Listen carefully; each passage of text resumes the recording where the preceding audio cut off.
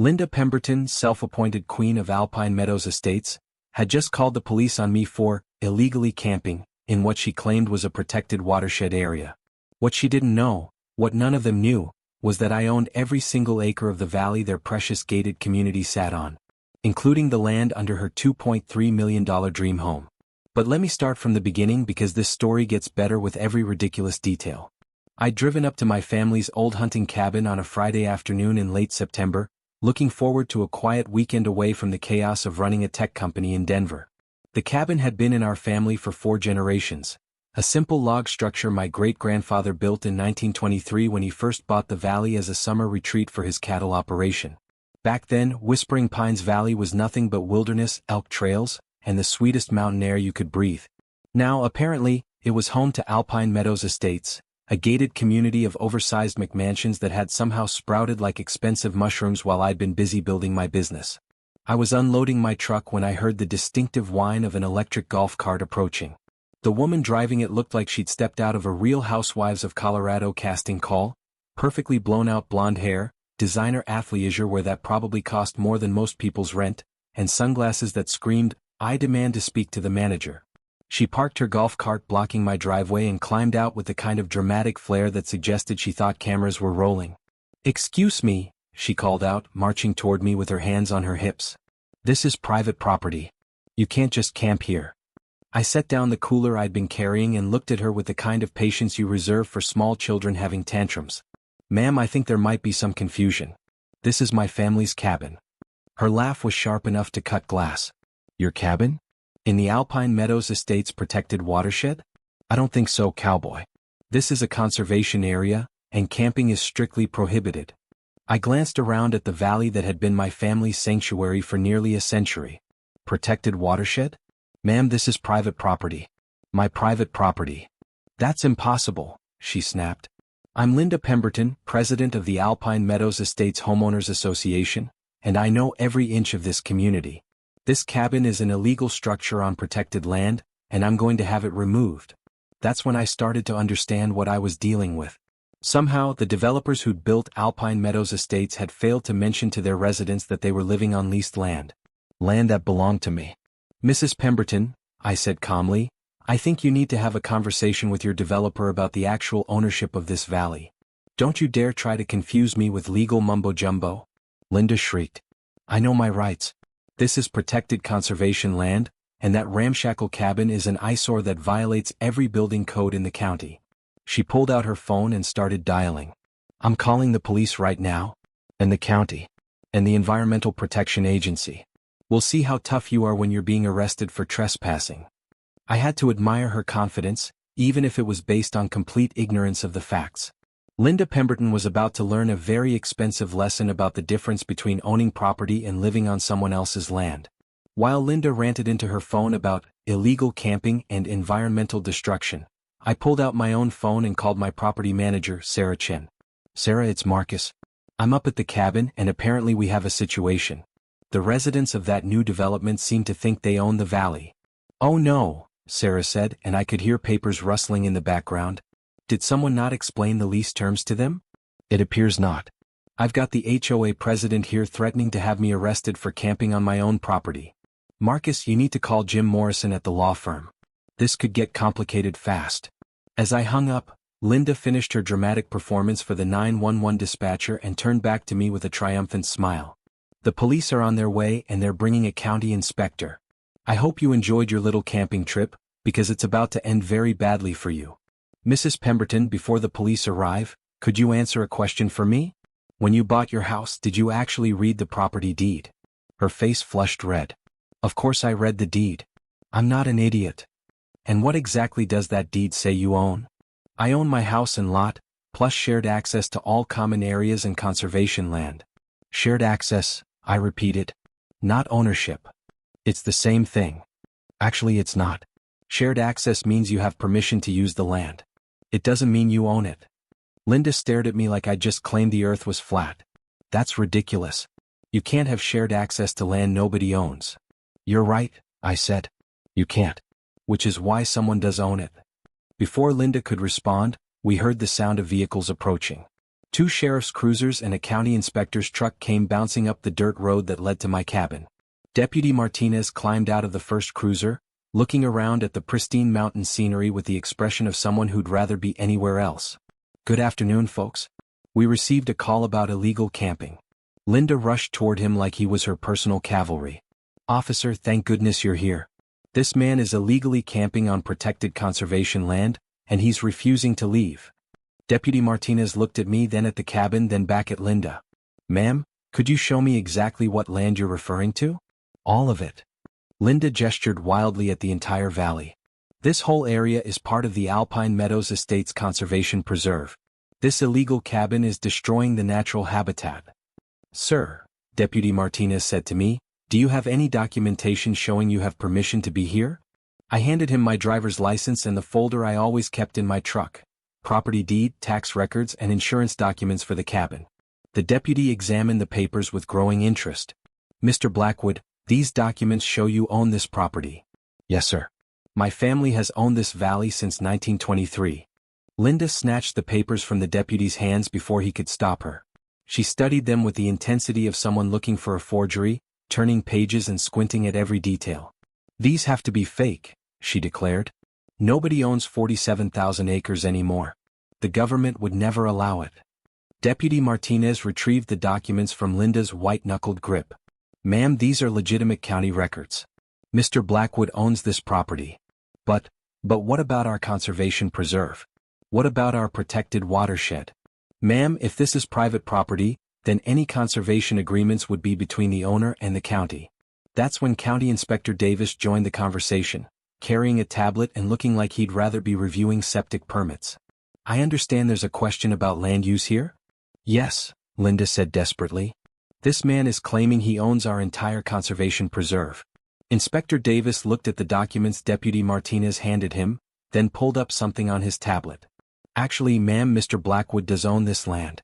The entire valley, in fact." Linda's face went through several color changes before settling on an alarming shade of purple.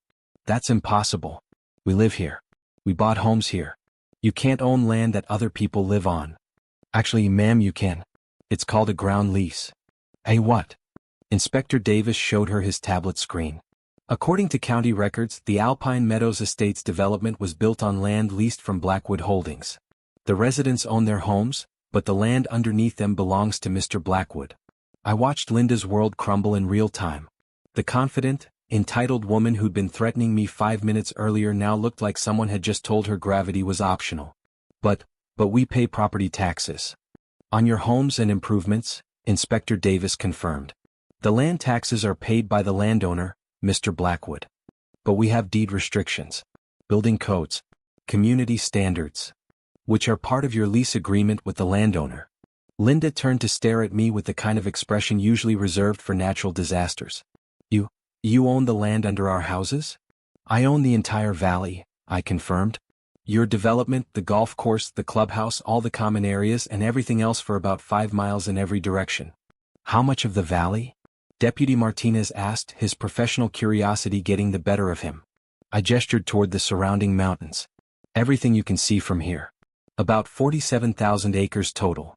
The silence that followed was broken only by the sound of wind through the pine trees and Linda's increasingly rapid breathing. "This can't be legal," she finally exploded. "You can't just own an entire valley. What about zoning laws? What about community planning? What about our property rights?"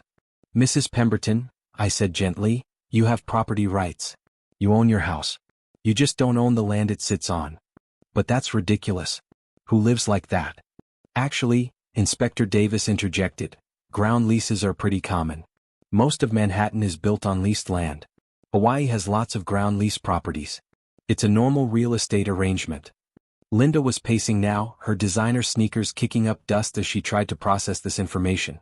"But why didn't anyone tell us? Why didn't our real estate agent explain this?" "Ma'am," I said, "it should have been in your purchase documents. Ground leases are always disclosed in real estate transactions." "I don't remember signing anything about leases." Deputy Martinez looked uncomfortable. "Ma'am, that sounds like something you'd need to discuss with your real estate agent or attorney." "My attorney?" Linda's face lit up like she just remembered she had a secret weapon. "I'm calling my attorney right now," We'll see about this supposed lease. She pulled out her phone and dialed with angry, stabbing motions. Richard? It's Linda Pemberton. I need you to come to Alpine Meadows immediately. There's a man here claiming he owns the entire valley and I need you to— What do you mean? What man? Some cowboy with fake documents. What lease agreement? I never signed any lease agreement. I could hear the lawyer's voice through the phone, though I couldn't make out the words. Linda's expression shifted from anger to confusion to something approaching panic. What do you mean, page 12? I don't remember page 12. A 99-year lease? That's impossible. Renewable at the landlord's discretion? Richard, you need to get up here right now. She hung up and stared at her phone like it had betrayed her. Mrs. Pemberton, I said, would you like me to explain how this works? No, she snapped. I want you to explain how you think you can just show up and claim you own people's homes. I don't own your home. I own the land under it. There's a difference. Not to me there isn't.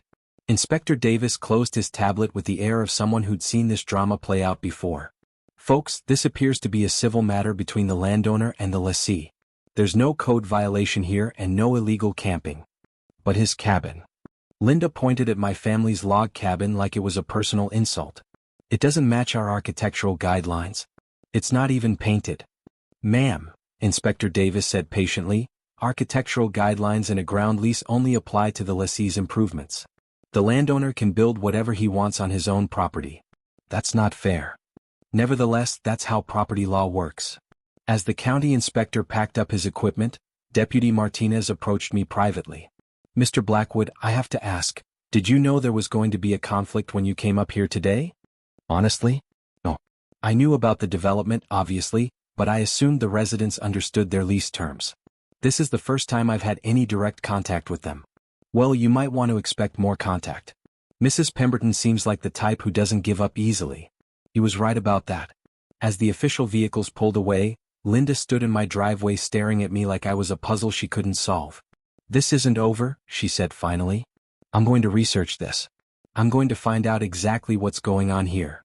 Mrs. Pemberton, I'd encourage you to do that. Read your lease agreement. Talk to your neighbors. Get everyone on the same page about what they actually own. And then what? You're just going to lord it over us? Threaten to kick us out whenever you feel like it? Mrs. Pemberton, my family has leased this land to various people for almost a century. We've never kicked anyone out for following the lease terms. We're not planning to start now. Lease terms? She repeated like the words tasted bad. What lease terms? The ones you agreed to when you bought your house. I assume you'll want to review them. Linda climbed back into her golf cart, but she wasn't done. You know what? I'm calling an emergency HOA meeting. Tonight. We're going to get to the bottom of this. That's your right, I said. Just remember, I own the clubhouse too. The look on her face as that fact sank in was almost worth the price of admission to this whole ridiculous drama. As Linda's golf cart disappeared down the hill toward Alpine Meadows Estates, I finally had a chance to appreciate the full scope of what was happening. Somehow, the developers had sold these people multi-million-dollar homes without properly explaining that they were essentially very expensive tenants. And Linda Pemberton, queen of the HOA, had just discovered that her kingdom was built on rented land. I spent the rest of the afternoon setting up the cabin and enjoying the mountain air, but my peaceful weekend was clearly shot. My phone rang constantly with calls from my property manager, my lawyer, and eventually reporters who'd somehow gotten wind of the story. The emergency HOA meeting Linda had called was scheduled for 7 p.m. at the Alpine Meadows Estates clubhouse. I decided to attend. After all, it was my clubhouse. The scene that greeted me was like something out of a community theater production of Angry Suburbanites. The clubhouse was packed with residents who looked like they'd stepped out of a luxury car commercial. Perfectly groomed, expensively dressed, and absolutely furious. Linda stood at the front of the room with a stack of papers, apparently having spent the afternoon doing the research I'd suggested. Her usual perfect composure had been replaced by the frazzled appearance of someone who just discovered their entire worldview was built on quicksand. Ladies and gentlemen, Linda began, her voice carrying the tremor of barely controlled panic, we have a serious problem. It appears that our entire community is built on leased land. The room erupted in questions and protests. What do you mean leased? I own my house. This has to be a mistake. Linda held up her hand for silence. I've spent the last 4 hours reviewing our purchase documents with our attorney. We do own our houses. But the land underneath them, The land belongs to someone else. Who? Called out a man in a polo shirt that probably cost more than most people's monthly salary. Linda pointed at me, sitting quietly in the back of the room. Him. Marcus Blackwood. He owns the entire valley. All heads turned to look at me. I gave a small wave, which seemed to make several people even angrier. How much land are we talking about? Asked a woman with the kind of jewelry that suggested she'd never worried about money in her life. 47,000 acres, Linda said, her voice barely above a whisper. Everything. The golf course, the hiking trails, the lake, the forest preserve, all of it belongs to him. The room exploded into chaos. People were shouting questions, accusations, and threats all at once. Finally, a distinguished-looking man in his 60s stood up and whistled sharply. Everyone calm down, he commanded. Yelling isn't going to solve anything. Mr. Blackwood, would you mind explaining this situation to us? I stood up and the room fell silent. My name is Marcus Blackwood. My family has owned this valley since 1923, when my great-grandfather bought it as a cattle ranch. About 15 years ago, we leased a portion of the land to Alpine Meadows Development Corporation for residential use. They built your community and sold you homes with 99-year ground leases. 99 years? Someone called out. What happens after 99 years? The lease is renewable at the landowner's discretion. The silence that followed was deafening. So you could just kick us all out? Asked a young mother holding a toddler. Theoretically, yes. But practically no. My family has never broken a lease or evicted anyone who followed the lease terms. We're landlords, not tyrants. What are the lease terms? The distinguished man asked. Nothing too complicated. Keep your properties maintained, follow reasonable community standards, pay your lease fees. Lease fees? Linda's voice cracked like a whip. What lease fees? I looked around the room at 50 faces staring at me in horror. The annual ground rent. It should be listed in your purchase documents. How much? Someone whispered. It varies by lot size, but typically between $8,000 and $12,000 per year. The room erupted again. People were pulling out phones, apparently calling lawyers and real estate agents. Others were frantically digging through paperwork they'd brought to the meeting. I found it, shouted a man near the front. Page 17 of my purchase agreement. Annual ground rent of $9,500, payable to Blackwood Holdings. Mine says $11,200, called out another voice. I never agreed to pay rent, Linda declared. This is fraud. Pure and simple fraud. Mrs. Pemberton, I said calmly, if you signed the purchase agreement, you agreed to the lease terms. Whether you read them or not. I'm suing, she announced. I'm suing you, I'm suing the developer, I'm suing everyone. That's your right, I said. But you might want to read the arbitration clause in your lease first. The distinguished man who'd restored order earlier raised his hand again. Mr. Blackwood, can you help us understand what this means for our daily lives? Are you going to start interfering with how we run our community? Sir, I have no interest in micromanaging your community. You've been here for 15 years without any interference from me. I was perfectly content to let that continue. Then why are you here now? I gestured toward Linda. Because Mrs. Pemberton called the police on me for camping on my own property.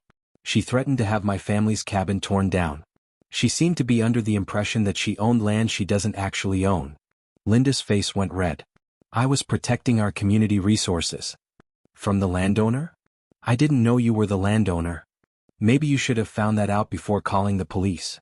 An elderly woman near the back of the room stood up slowly. Mr. Blackwood, I'm Sarah Chin. Sarah. I interrupted. I didn't recognize you. How are you? The room fell silent as they realized I knew one of their neighbors. I'm fine, Marcus. Thank you for asking. Everyone, Mr. Blackwood's company has been my employer for the past 8 years. I manage several of his properties. The revelation that one of their own neighbors worked for me seemed to short-circuit several brains. Sarah, a man near her said, you knew about this? Of course I knew.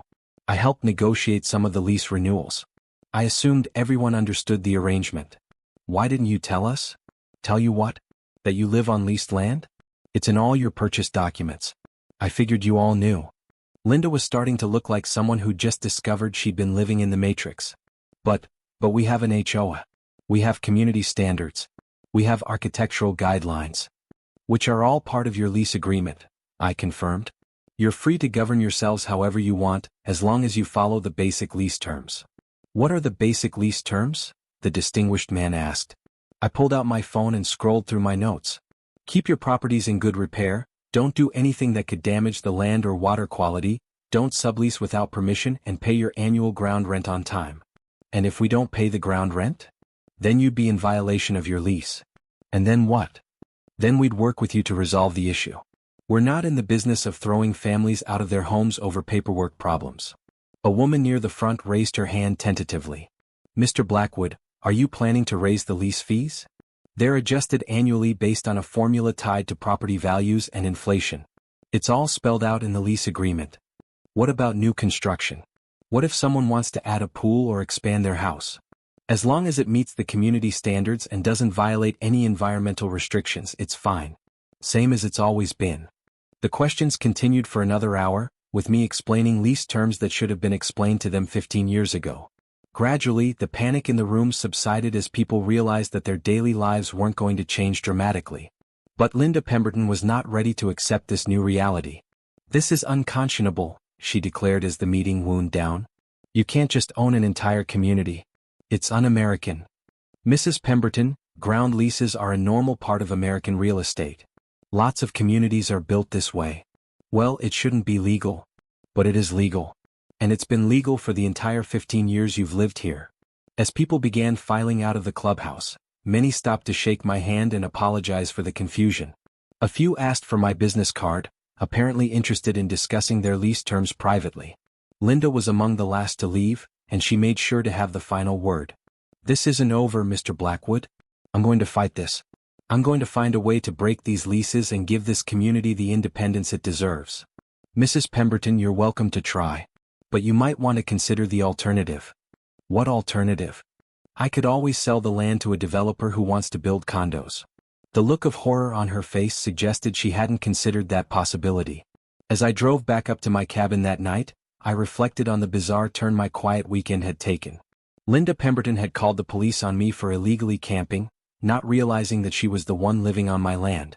Her ignorance of basic property law had turned what should have been a simple misunderstanding into a community-wide crisis. But the most amazing part was that none of this was my fault.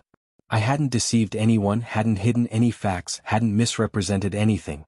I'd simply existed as the landowner while 50 families lived on my property without understanding their own lease agreements. The next morning brought a steady stream of visitors to my cabin. Some came to apologize for Linda's behavior. Others wanted to ask questions about their leases. A few brought coffee and pastries, apparently hoping to get on the good side of their landlord. But the most interesting visitor was Tom Richardson, the distinguished man who'd helped restore order at the HOA meeting. Mr. Blackwood, he said, settling into a chair on my cabin's porch, I owe you an apology. I've been living here for 12 years, and I never bothered to fully understand my own property ownership. That's on me, not on you. No apology necessary, Mr. Richardson. A lot of people don't read the fine print on major purchases. Well, I'm reading it now. And I have a question about something I found in the lease agreement. What's that? There's a clause about the landowner's right to use common areas. Does that mean you could come down and use our golf course? I laughed. Tom, I could play golf naked on your course at midnight if I wanted to. It's my golf course. I was afraid you'd say that. But I won't, because I'm not an asshole. I built that course for your community to enjoy. I have no interest in disrupting your lifestyle. What about the hiking trails? The lake access? Same thing. As long as everyone follows the basic lease terms, you have exclusive use of all the amenities. Tom was quiet for a moment, staring out at the valley below where Alpine Meadows Estates nestled among the pine trees. Marcus, can I ask you something personal? Sure. Why did you lease the land instead of selling it? I thought about the question for a moment. My great-grandfather bought this valley because he fell in love with it. The mountains, the wildlife, the clean air, it was paradise to him. When developers started approaching us about selling land for development, my family had a choice. We could sell it outright and lose control over what happened to it, or we could lease it and maintain some say in how it was used. So you chose to maintain control. We chose to protect the land while still allowing people to enjoy it. Your community pays us enough in lease fees to cover the property taxes and maintenance costs. We get to ensure the valley stays beautiful, and you get to live in one of the most gorgeous places in Colorado. What about when the leases expire? Tom, these are 99-year leases. I'll be dead long before they expire. My kids will probably be dead too. It's not something you need to worry about. But theoretically, your grandchildren could kick out our grandchildren? Theoretically, yes. Practically, why would they? Your community has been nothing but an asset to this valley. You've maintained it beautifully, you've respected the environment, and you've been ideal tenants. Except for Linda. Linda's not an ideal anything, but she's not representative of your community. Tom laughed. No, she's definitely not. Although I have to ask, what are you going to do about her? She's not going to let this go. I'm not going to do anything about her. Linda can rant and rave and file lawsuits all she wants. It won't change the fact that she signed a lease agreement she didn't bother to read. You're a more patient man than I am.